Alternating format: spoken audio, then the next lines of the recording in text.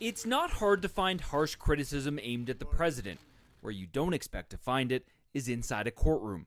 But a municipal judge in suburban Salt Lake City has been sanctioned for just that, taking public potshots at President Trump.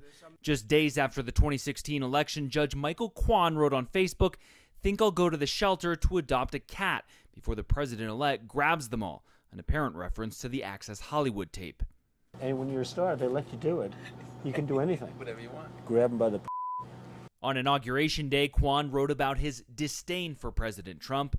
The next month, he wrote, "Welcome to the beginning of the fascist takeover."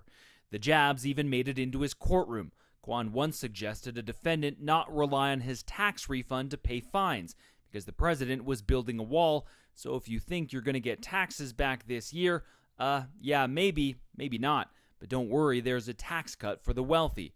Greg Skordas is Kwan's lawyer. We had argued unsuccessfully that judges are humans too, that judges have opinions, that so long as that opinion doesn't detract from their ability to judge, to handle their cases appropriately, and doesn't detract from their credibility, that they should be allowed to do that. The Utah Supreme Court disagreed, writing, "Judge Kwan's behavior denigrates his reputation as an impartial, independent, dignified, and courteous jurist, and that his postings continue a pattern of inappropriate political commentary." In 2005, Kwan made lewd comments in court about President Clinton's affair. In 2015, he was president of an Asian American political advocacy group. He resigned after a judicial commission found his involvement unethical.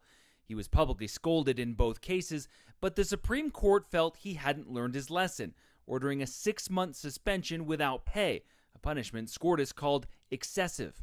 I think he feels like he's been muzzled in a way that's inappropriate, but I think he also recognizes that that's the law and he intends to abide by it. Kwan doesn't rule on national or political cases, only small claims and misdemeanors, but the court ruled that doesn't matter. Maybe you're a Trump supporter and you appear in front of him. You're going to feel like you weren't treated fairly because this judge had bad feelings about Trump. Our system works because people have to have confidence in the system.